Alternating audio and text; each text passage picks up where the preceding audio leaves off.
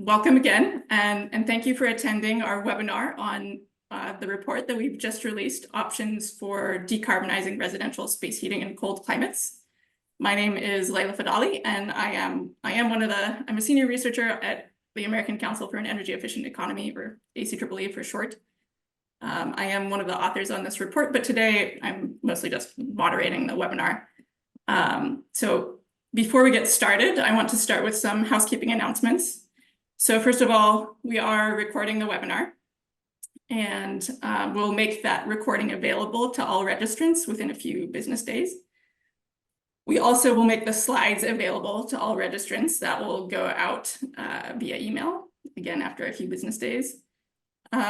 If you would like to ask a question, please go ahead at any time during the webinar. Go ahead and add that to the Q&A feature, which is at the bottom of your screen on the webinar. We'll take questions at the end of the webinar, and if you think that any question is particularly good or that we should really prioritize it, you can upvote it, and we'll try to make sure that we get to those. You can also feel free to network with other attendees in the chat or make other comments that you don't feel like need to be addressed by the speakers. And any comments from the peanut gallery can go in the chat. With that, I guess I would like to also make sure that I thank our sponsors, NYSERDA and DOE, who made this research possible. And then I'd like to introduce our speakers. So first off, we will have Steve Nadel, who is the executive director here at ACEEE. He's been the executive director for a long time, since 2001. He's worked in energy efficiency for over 40 years, and he's authored more than 200 publications, including leading the one that we're talking about today.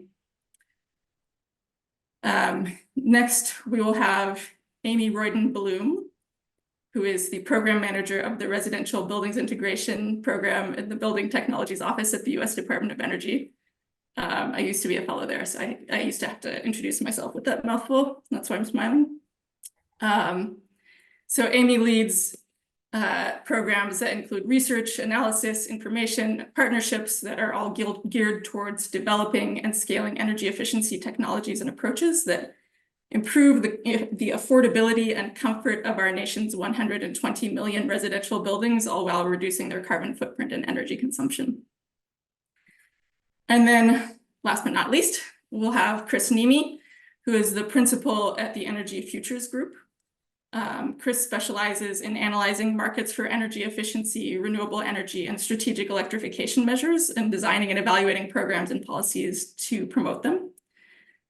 Chris has been in the industry for 30 years and has helped clients in over 30 states, 7 Canadian provinces, several European countries, with a variety of different energy efficiency, demand response, strategic electrification, and other distributed energy resource programs and policies. So Amy and Chris, we're very glad to have you with us. And with that, I will hand it over to Steve to tell us about the report. Okay, great. Thank you very much, Layla. Let me see if this can share. There we go. Can people see it? Somebody? Yeah, I'm assuming yes. It is. Great, thank you. And thank you to Layla for helping to do a lot of the number crunching on this report. We worked on the writing and the assumptions together, but she did the hardcore number crunching, and I really appreciate that. So this is Options for Decarbonizing Residential Space Heating in Cold Climates. And let's see. It doesn't want to advance. Give me a second.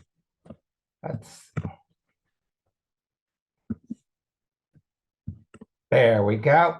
So previous ACEEE studies, as well as studies by lots of other people, have found that electric heat pumps are generally the low-cost decarbonization, home decarbonization option for space heating in warm and temperate climates, whereas cold climates can get a little bit more complicated. Heat pump performance and heating capacity declines as temperature declines, particularly below 5 degrees Fahrenheit, which is where many cold climate heat pumps are designed for. Also, many regions of the country, winter peaks are growing, and much of the country will eventually become winter peaking. And at very cold temperatures, as in below 5 degrees, electric resistance heat can really add to winter peaks. And then you also have the confounding factor that many gas systems are aging, particularly in some of the older northern cities, which would potentially significantly increase the cost of gas service, even a biogas that goes through the gas pipelines. So for this study, we concentrated on homes in climates greater than 6,000 heating degree days. There's a nice correlation between 6,000 heating degree days and whether you semi-frequently get below 5 degrees Fahrenheit. And 6,000 heating degree days is approximately Detroit, approximately Albany, or Buffalo. So for this study, we looked at nearly 3,000 individual homes. These are homes in the 2020 Residential Energy Consumption Survey database, also known as RECS. We use the actual home energy consumption and energy prices in 2020. So it's not just modeling, it's real homes and what they used in calendar year 2020. We did adjust the prices to 2040, but used the basic rate design that they already had. It was just a uniform increase to get from 2020 to 2040. We looked at a variety of options for decarbonization, electric heat pumps, in this case, only cold climate heat pumps, because we are talking cold climates. And we looked at gas-fired systems, but using reduced carbon fuels. The system costs are generally from Energy Information Administration, a study they did last year, but with some supplement from other sources. And our primary metric was life cycle cost, where that is generated using a 5% real discount rate. So in terms of fuels, we looked at biogas distributed via gas distribution networks that serve many homes today. We also looked at delivered fuels, whether it's a renewable propane made from biogas, propane made from ethanol, biodiesel, meaning 100% biodiesel, sometimes called B100, and renewable diesel, which is chemically reformulated biodiesel to make it identical to fuel oil and therefore able to burn in existing oil burners without modification. I would note that biogases still do have carbon emissions. It's not full decarbonization, but depending on the source and the process, it can be dramatic carbon reductions, but not full decarbonization. In terms of prices, we looked at individual home electricity prices, as you could see on the right, and these were adjusted to 2040 based on EIA. But also based on a variety of studies that showed as it gets colder, meaning more heating degree days, that the need to add peaking capacity to serve winter peaks will go up, and that will affect the residential price. On the left, you can see a stylized version of that for national average prices, but we then applied that national average adjustment to individual ones, and you can see there's quite a dispersion of individual homes at different prices.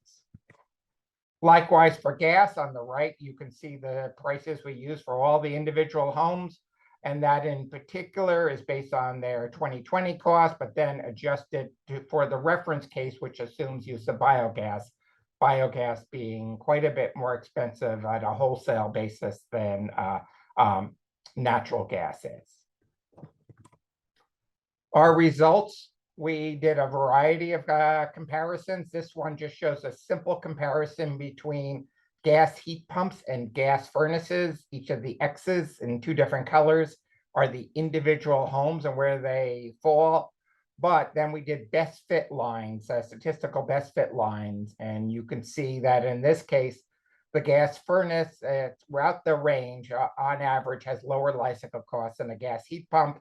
The gas heat pump does use less energy, but it is significantly more expensive. So going forward, I'm just going to show the best fit lines, not all the scatter plots. Here are results for the electric heating options. You can see that the lowest cost of the electric heating options was a cold climate heat pump using our basic reference case forecast. Next lowest is a cold climate heat pump using a higher equipment cost. We did look at higher equipment costs. Effectively, the higher equipment costs are current costs. The lower costs are expectations from EIA that those costs will go down. We also have two versions of the ground source heat pump costs there. And as you can see, even the low cost ground source heat pump on average is going to be more expensive than the high cost cold climate heat pump. And then we looked at a variety of hybrid systems, which are systems that use a cold climate heat pump, but then have a fuel backup for when it gets below 5 degrees Fahrenheit. Yes, the heat pump can still provide heat below 5 degrees, but we switched over at 5 degrees in order to reduce winter peaks, because winter peaks in these cold climates will generally be when it's below 5 degrees. As you can see here, generally of the hybrid options, the hybrid electric heat pump gas furnace, as in using piped biogas, will be the lowest cost. But a lot of the other options are grouped fairly closely together.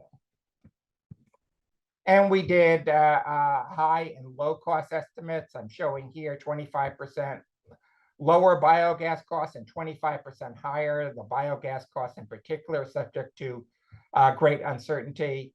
If you use the lower ones, similar results, but a bit more dispersion. If you use the high ones, again, similar results and tighter dispersion. All of these graphs are in the report. I'm not going to spend lots of time going over them. And then here is the results coming together across the electric, gas, and hybrid options. As you can see here, typically below about 7,000 heating degree days, the cold climate heat pump without a backup will have the lowest life cycle costs. From about 7,000 to 9,000 heating degree days, the hybrid system using biogas as a backup will have lower costs. 7,000 heating degree days is about Madison, Wisconsin, or Concord, New Hampshire, whereas 9,000 heating degree days is roughly Duluth, Minnesota. But we also looked at what if we have fewer gas customers, and therefore that the fixed cost for the gas distribution system needs to be spread over fewer customers. This could be as customers leave the gas system to electrify, that will mean less customers are remaining. We assume for this analysis that half the customers leave, half the customers stay in place. Yes, you could do other assumptions. That was kind of a midpoint assumption there. As you can see, if we do that, then the gas furnace no longer is very competitive, but the electric without backup tends to be the lowest cost, although the hybrid is pretty close. If you use the high air source heat pump cost, but don't assume any change in gas customers or any gas pipe replacements, then beyond about 6,500 heating degree days, the gas furnace with biofuel is actually the lowest cost. But when you then assume fewer customers, that margin disappears. Now, some of you may be familiar with our 2022 study, where we looked at some of these issues. That one used 2015 REX data. And in this case, we updated to the 2020 REX data. In that previous study, we found that that crossover point between cold climate heat pumps and hybrid systems was around 6,000 heating degree days. This new study raises that to 7,000. In addition to the change in data, which does move the crossover point a little bit, we used an updated biogas price, newer estimates that are higher. We adjusted for the long-term costs of cold climate heat pumps as opposed to current costs, again, per EIA. but we did raise the cost of electrical system upgrades because our previous estimates we thought were a bit lower than some of the upgrade costs are coming in. We also looked at packages with energy efficiency, whether it's no efficiency, a moderate level of efficiency, meaning home performance with Energy Star, with about 25% savings, or a deep energy efficiency retrofit, more like 50% savings, either individually or at time of remodel. A time of remodel significantly reduces the incremental cost. Basically, what we found is the efficiency generally moderately improves life cycle costs in the moderate case, as well as the deep energy efficiency with remodel, whereas the deep efficiency without remodel really was expensive. It didn't pay for itself. One of the things we looked at was while the biogas, pipe biogas was generally the lowest life cycle cost, things were pretty close.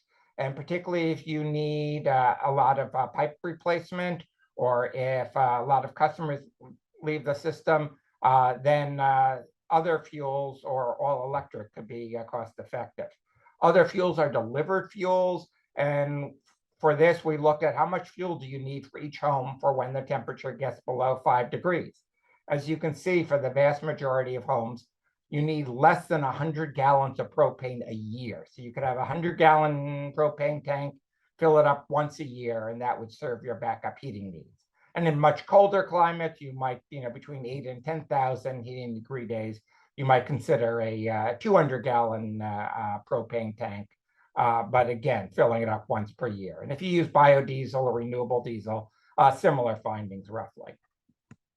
We also looked at hydronic systems. These are systems that heat water and circulate through radiators and baseboard heaters.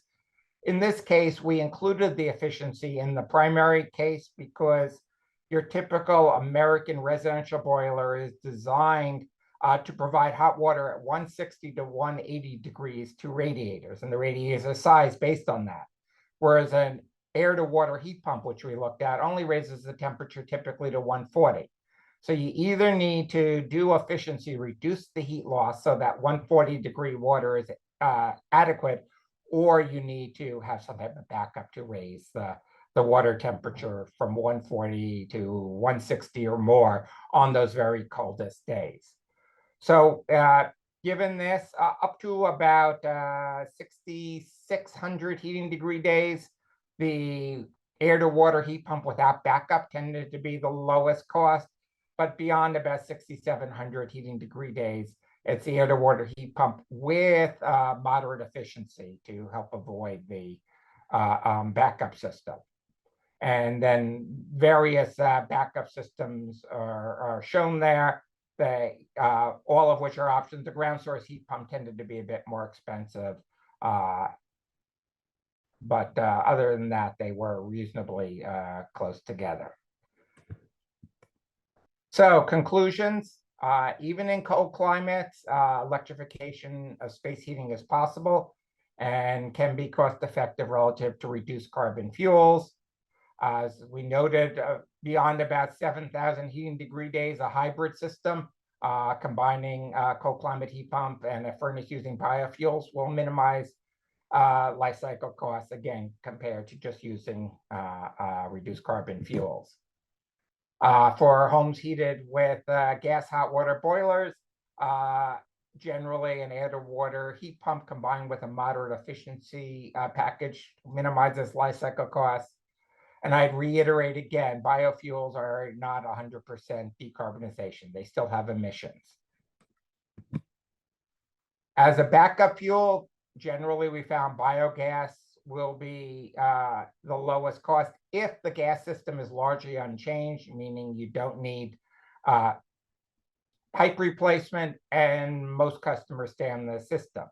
But if a substantial number of customers leave the system and or there are high pipe replacements, then one of the other backup fuels, whether it's electric resistance, propane made from biogas or ethanol, or renewable diesel, will sometimes minimize life cycle costs, and they're all pretty close together and are viable as backup fuels. And as I noted before, for a substantial majority of homes, a 100-gallon tank filled annually by truck would meet backup fuels needs for an entire winter. And with that, here is contact information if we don't get to all of your questions. And with that, let me turn it back to Layla to moderate the discussion. Oh, well, I think Amy. Oh, sorry, thank you. No worries. Thanks, Steve, for your presentation. Amy, the floor is yours. Thank you so much. And thank you, ACEEE, for inviting me to speak on this important topic and for all the work you do to move the ball forward on energy efficiency and decarbonization. So decarbonizing the economy by 2050 is a challenge. Today, most buildings consume large amounts of energy and cause significant climate pollution, over a third of the nation's total, to meet our basic needs. In addition, many of today's buildings will continue to exist in 2050. 75% of projected households in 2050 have already been constructed. Moreover, people in economically marginalized communities are more likely to face energy insecurity due to high energy costs. Such communities also bear the brunt of health-harming pollution emitted from burning fossil fuels and safety risks from substandard building conditions. Switching buildings to clean energy sources and reducing overall energy consumption will therefore address not just climate risks, but also the physical and financial well-being of all Americans. So how will we do this?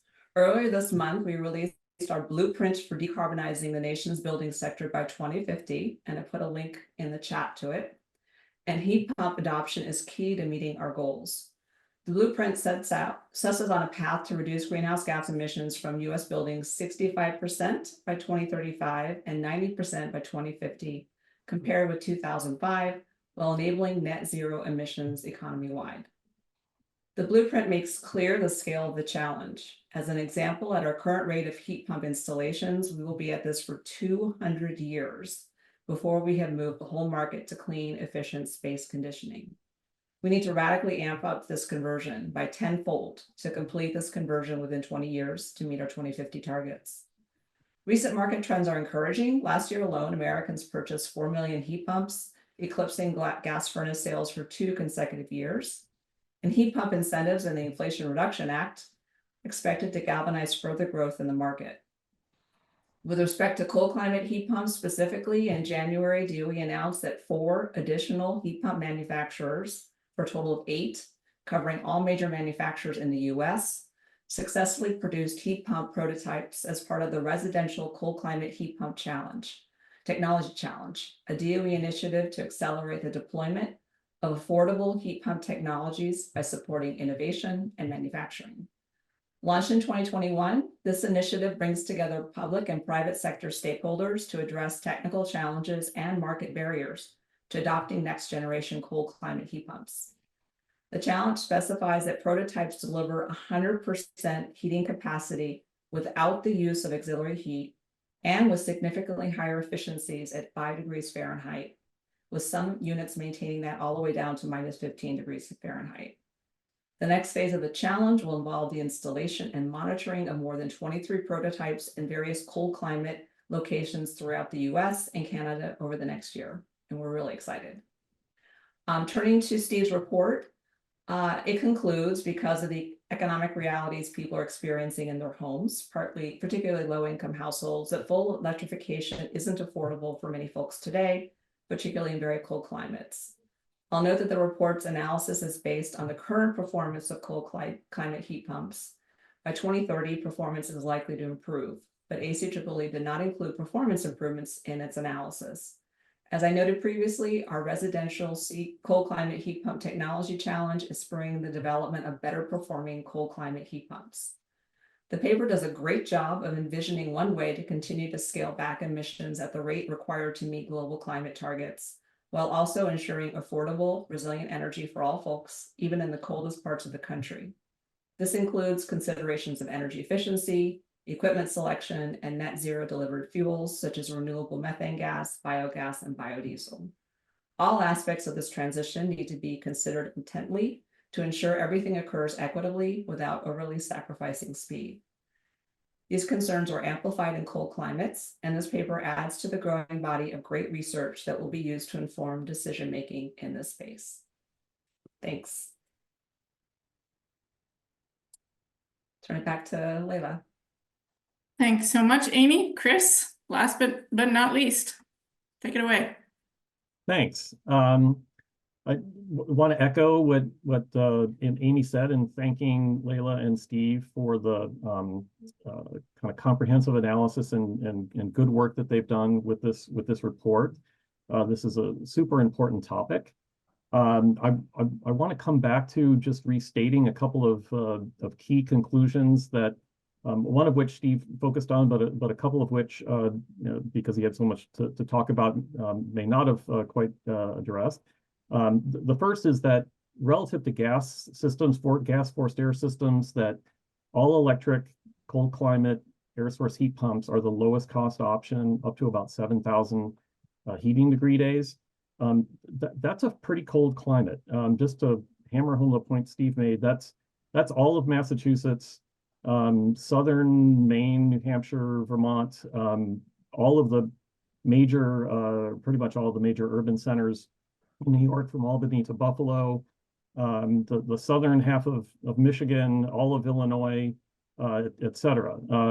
So that's a pretty significant swath of what one might think of as the northern tier states.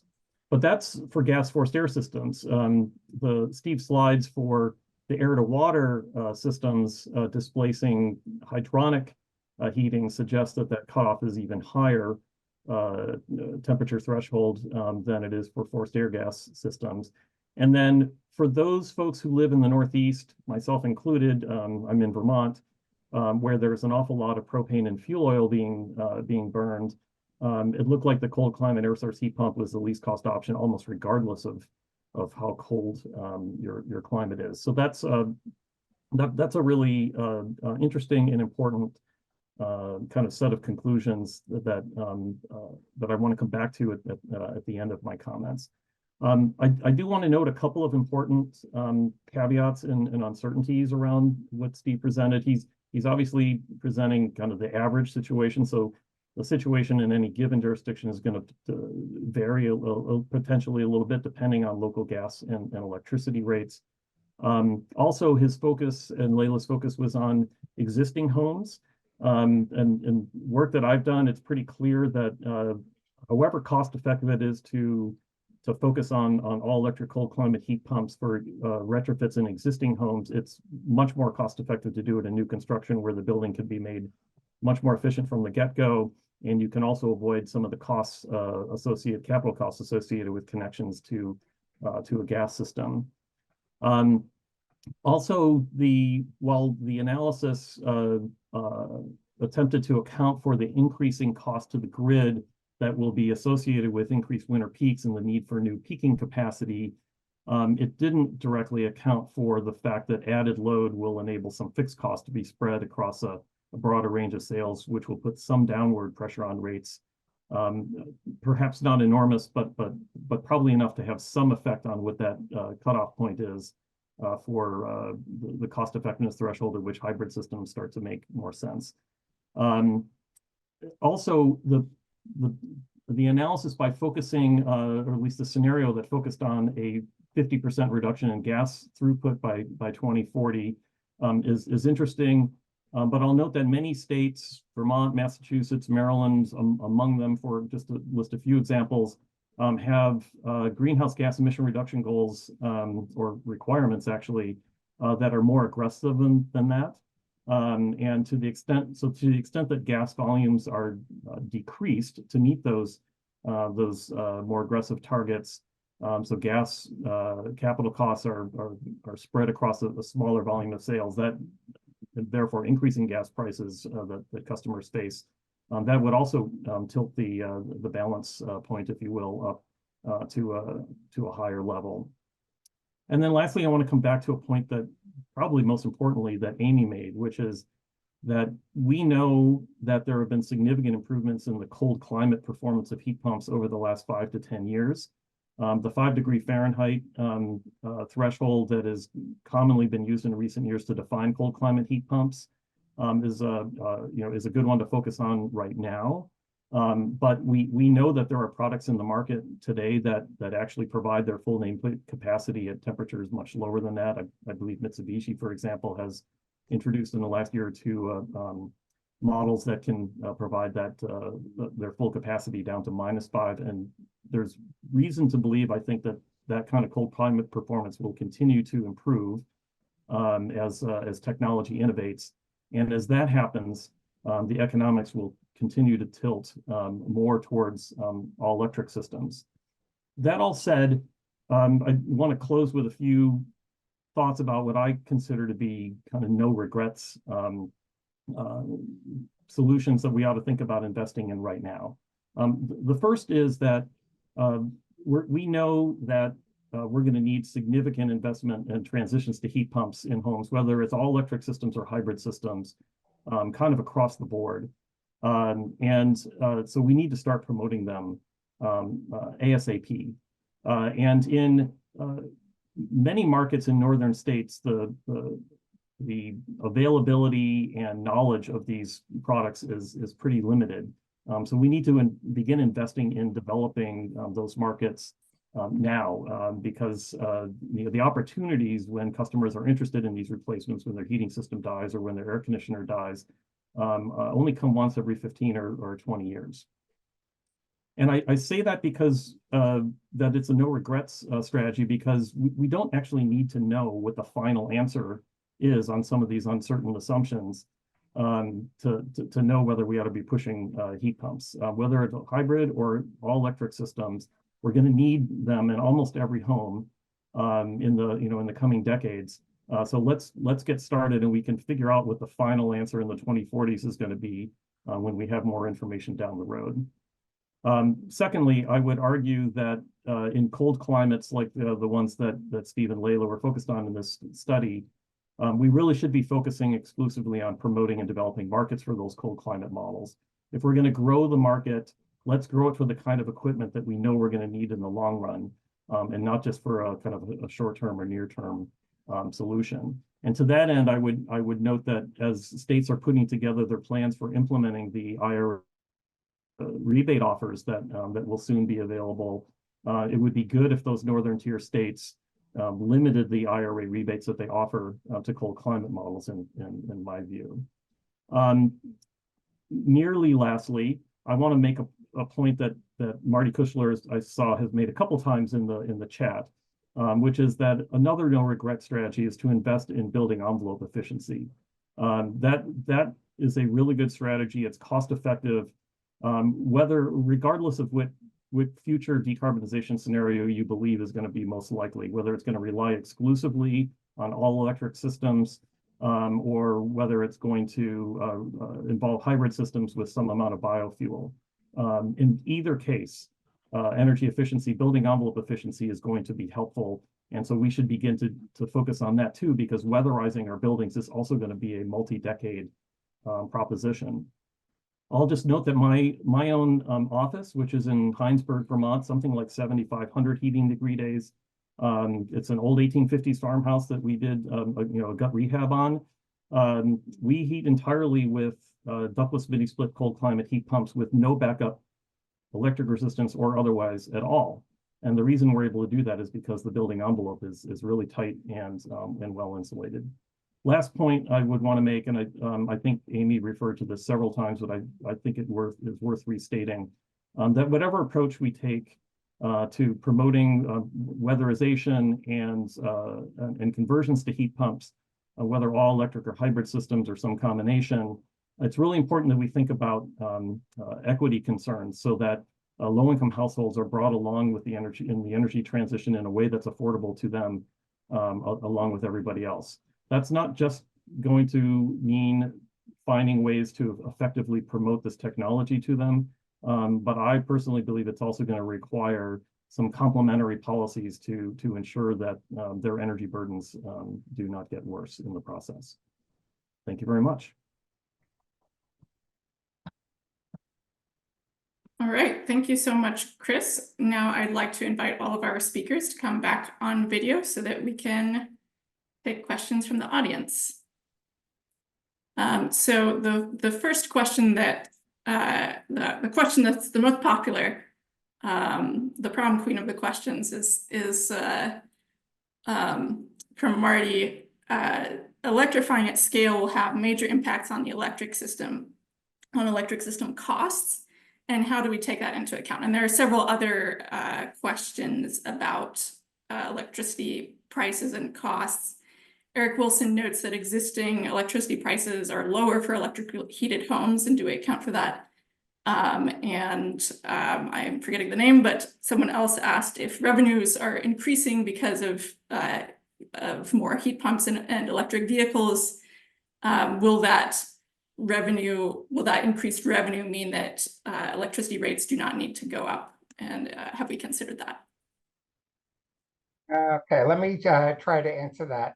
On the first question, we looked at a variety of studies in Minnesota, British Columbia, Maryland. There were several others on if you fully electrified space heating, how much would peak demand increase and what would the cost of that be? So we kind of did a somewhat of a best fit line across those different studies. And that's how we counted for the fact that you have more impact in Minnesota than you do in Massachusetts or something like that. So it's approximate. Each grid is going to vary. That is one of the things where our study doesn't fully capture regional effects, and if people really want something definitive, you should look at it for your local grid. Let's see, what were the other two parts? I'm blanking on suddenly, very quick, just briefly. Did we consider that Eric Wilson has found that electric heated homes have lower electricity rates? Okay, yes, I remember that one, and I remember the other one now. We did not consider the fact that we considered electric heating rates to the extent that homes in 2020 already have them, but they are somewhat growing in use. Maine has several rates. Massachusetts utilities are proposing them. There's some pilots in New York. Minnesota, I think there's talk about some proposed rates. So we probably undercounted the future potential for electric heat rates. And the basic idea of those is these currently, a lot of the fixed costs are shown in variable costs, not just in the monthly charge. And so heavy users, such as heat pump users, are subsidizing other users. And how do you more fairly allocate the fixed costs? They need to pay their fair share, but not have them subsidize other people. So that will probably improve the economics in most cases compared to what we show. And then as electric consumption goes up, yes, there will be an effect to spread fixed costs over more kWh, which will result in a probably, as Chris noted, a modest cost. I did a blog a few months ago, and we are talking, 1, 2, 3%, but it is positive. It's a decline as opposed to an increase, so that will have some impact as well. Could I add something real quick to what Steve said? I generally agree. I've also looked at several decarbonization studies in Massachusetts, New York, Quebec, and elsewhere, and they definitely show that winter peaks will go up as the building stock and transportation, for that matter, gets electrified. Absolutely true. And as Steve noted, the degree to which it goes up is partly a function of climate, but also a function of some other things that we could do to mitigate those peak increases. So one of them is to kind of support the work that ACEEE is doing to drive development of even more effective and efficient cold climate heat pumps that can function at even lower temperatures at their full capacity. And as I said earlier, I think that's coming in part thanks to the work that DOE is doing to support that evolution.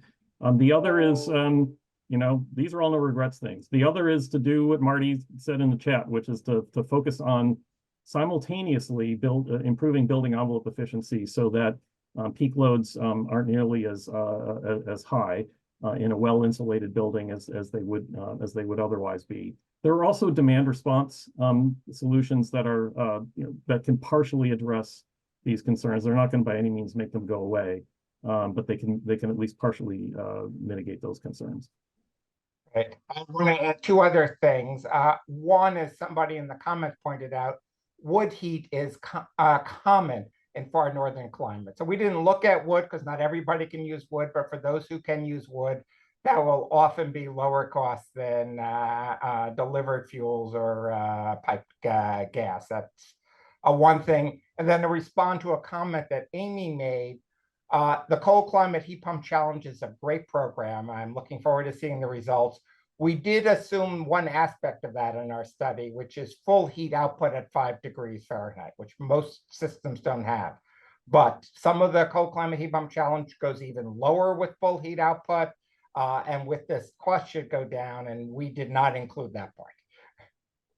Thank you. And just to build on that, sorry, again, importance of more insulation, improving building envelopes so that the electrification doesn't lead to a huge spike in grid in the grid use. And also we're working with utilities and communities in a project group of projects called the Connected Communities to figure out how we can have buildings at the grid edge moderate their demand in response to peak power needs so that the buildings are more flexible, the load is more flexible, and so not putting a demand on the grid when the grid demand is being higher somewhere else. So we're trying to figure out innovative solutions so that buildings are drawing power when there's not a peak load needed, and can there something be stored? Anyway, stay tuned. We've got almost a dozen projects across the country, and we're interested in seeing what the results are. Thanks, that's all I'll say. Great. So Steve, another question about the report. So looking at hybrid systems, is that preserving existing systems as a backup, or is that including a replacement cost? We include a backup replacement cost. What we assumed on average is that the current system serves as the backup for the first 5 years, and then you'll have to replace it after 5 years.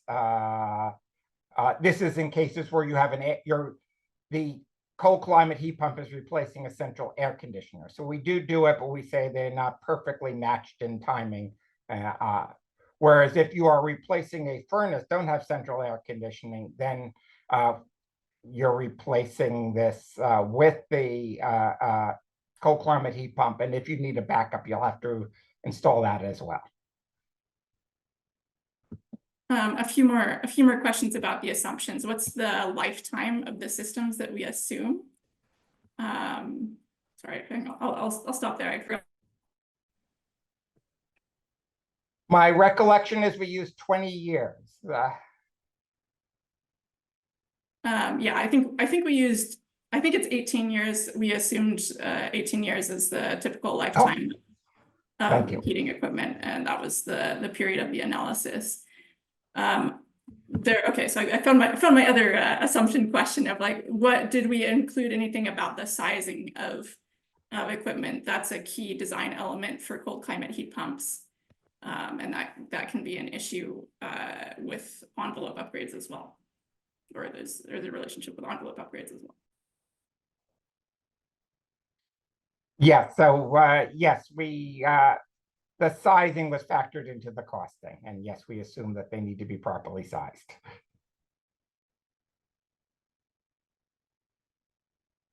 In the case of the boilers where we incorporated the efficiency in, we did include the effect of the moderate amount of downsizing if you do the efficiency, whereas for furnaces where we did the analysis separately, we didn't include that moderate amount of downsizing. So there are several questions about types of buildings and like how much our results could be extended. Like, so we have presented results that are showing heating degree days versus the costs, and we're saying what the lowest cost option is in relation to heating degree days, but it could differ by the building that you're looking at. And yeah, also questions about like if this could be extended to similar results could be extended to commercial buildings. And even, or is anything about this, could anything about this be extended to industrial heat pump applications? Right. We looked at 1 to 4 unit residential buildings. In our previous 2022 study, we also looked at bigger residential buildings. And the results were roughly similar, although costs go up for high-rise multifamily, is what we found. Although there's some new ways to serve those units, and maybe in a future project we'll look at the high-rise in more detail. Yes, general trends will hold for commercial. We did do a study around 2020 where the economics are a bit more challenging for commercial, in part because most commercial buildings use rooftop air conditioners, and most rooftop heat pumps are not especially efficient. But as Amy will probably tell us in just a second, we just announced a commercial rooftop cold climate challenge. And I'm looking forward to that to improve the efficiency of commercial rooftop units. So hopefully these results will change. But Amy, please put in a few 2 minutes on that one. No, thanks, Steve. So I will put a link to the announcement in the chat, but yes, we're really excited about that. We've lined up a group of manufacturers and some industry partners who have committed to purchase the produced cold climate heat pumps. That's been a real challenge to find heat pumps that work for larger buildings. So we're really excited. And I'll put a link to the announcement in the chat so everyone can learn about this great endeavor. Thank you, Steve, for giving me an excuse to publicize that.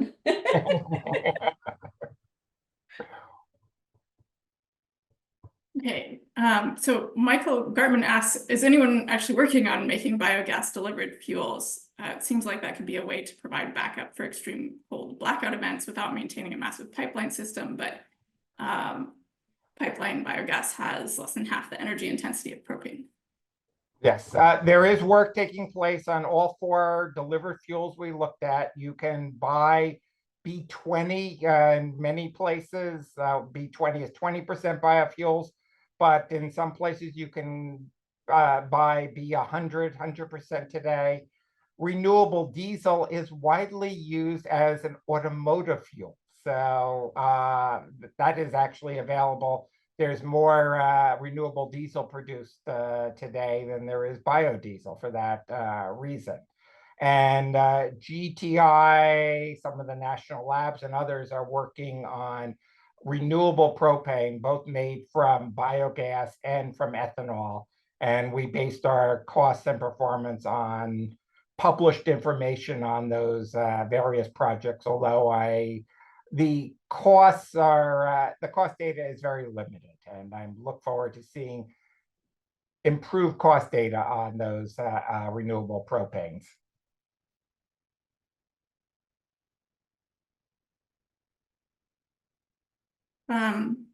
There are some questions about greenhouse gas emissions. Did we consider or can we say anything about the difference in greenhouse gas emissions between different kinds of these decarbonized fuels or lower carbon fuels like biogas and propane? Right. ACEEE has another project this year that's going to go into great depth at those. A lot of it depends on what the source of the biomass is.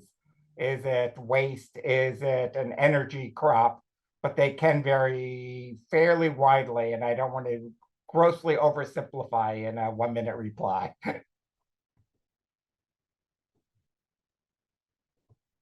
There are several questions about barriers in different forms. Like, are there barriers or requirements from insurance companies that want an additional primary heating system in addition to a heat pump?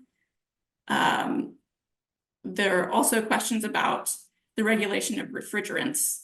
Can you say anything about those barriers? Yeah. Right, Chris or Amy, do you want to kick it off on those, and I will throw my 2 cents in to the extent you don't cover it. Go Sure. ahead, Chris. Sure. I do a fair amount of work in New England, in Illinois and Michigan, just to name a few states where cold climate heat pumps are potentially applicable. And based on that experience, we'll suggest that there are a few. I'm unaware of any insurance barriers, but there are several important market barriers to getting investment in cold climate heat pumps moving. One is that there's not, especially in states that haven't focused on this yet all that much, and Michigan and Illinois are examples that are just kind of getting started. There's not a lot of contractors that are familiar with and stocking and prepared to sell these equipment. So they tend to get sold in as kind of premium products with very high prices, which is, then reinforces the fact that the uptake isn't very high. And there's also not a lot of there's a customer education barrier too, because there's kind of remnants of decades old perspectives on heat pumps don't function below freezing in these kind of states, where that myth, well, it wasn't a myth for many years, but it now is a myth relative to cold climate heat pumps, but that's not well known. And so we have a significant market development set of barriers that need to be overcome to get folks ready to try these things, to get contractors ready to stock and sell them, and for prices to then decline. I'll note that in my little state of Vermont, where I think we're installing like 12,000 or more heat pumps a year, which is quite a number in a state with like 300,000 households, relatively speaking. The costs are significantly lower for the identical product than what I've seen in some of the Midwestern states that are not as far along. So there's in my mind, those are the kind of the biggest barriers that we're facing right now. So I'll add that, like you said, on contractors' barriers. So we're approaching that through something called the Energy Skill Credentials Program, where we've listed out the necessary skills for installing heat pumps and heat pump water heaters. Soon will come envelopes. And if you're a training program and you include those skills in your program, we'll give you an Energy Skill Credential. That way we're establishing, right, here are the basic skills you need to install heat pumps and heat pump water heaters correctly. And if you do that, you can have this great Energy Skill logo, and hopefully that's an incentive for contractors to get that training so that they have the skills necessary to install heat pumps correctly, so that people have a good experience with them. A market barrier I understand is that in some areas, the price of electricity is more than the price of natural gas. So even if your energy use doesn't change, your bills may go up just because of the pricing difference. And that's a barrier to tackle. That's all I'll say. Steve? And I would just add, from our other work, we think working on electric rate design is going to be very important to reduce the times that is a problem. And then part of the original question was about refrigerant. Manufacturers are now in the process of switching over refrigerants. As of, I think it's January 1st, they need to start using lower GWP refrigerants. So there'll be some significant reduction in the GWP from refrigerants as of next year. And manufacturers continue to work on even lower GWP refrigerants. And I saw somebody asking about even propane. Yes, that can be used. You have to then locate the compressor generally outdoors and then have a water or something else that gets circulated indoors. But in Europe, there are systems that do that. There is somewhat of an efficiency penalty, but yes, you can do it. And time will tell. And I know DOE, for example, has a whole bunch of efforts to help develop and test improved refrigerants. I think the big question is going to be, in the future, the new US refrigerants are GWP, global warming potential, below about 500. In Europe, they're looking for less than 150. Does the US go for that? Or I know California, some other people are trying to say, can we get it below 10? And so where in that 10 to 150 range does that next group of refrigerants come? But that will be probably in the 2030s, because we're just switching over now to the less than 500. So another question that we've had is the heating degree days being used are averages. That is true. They are 30-year averages. Do you have any recommendations about how policymakers should think about a colder than average year or heating needs when there's some kind of climate extreme or weather extreme? I'll throw it in as giving other people a chance. Chris may want to weigh in, coming from a very cold climate.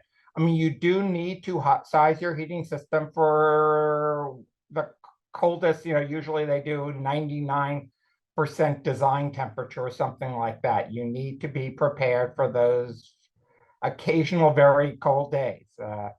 And if you don't, you could have a problem. If you have a wood stove, it's less of an issue, but do think about the extremes and not just the average winter.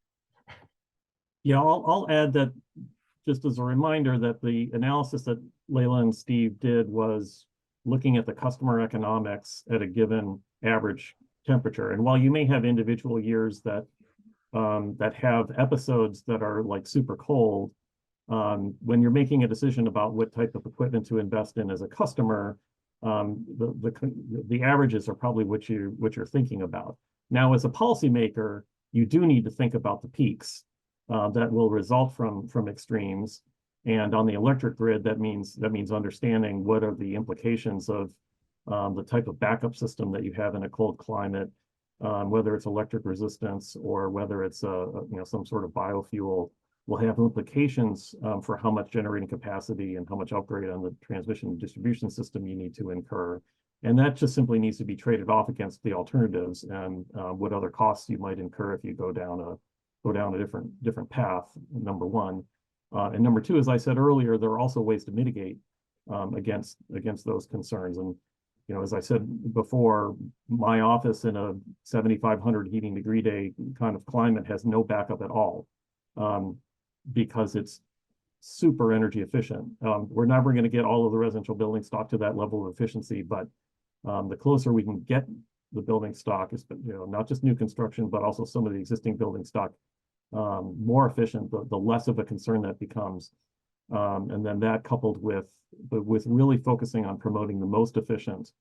And by most efficient, I don't mean just those that have the highest average efficiency over the course of a heating season, but also those that can function best in the coldest of temperatures, heat pumps. That also can be a really important way, along with demand response, or to mitigate these concerns. I just add one thing. For existing systems, they often are oversized. Many technicians tend to oversize to avoid callbacks. Two, if it's a system, they're probably using old climate data to size the system.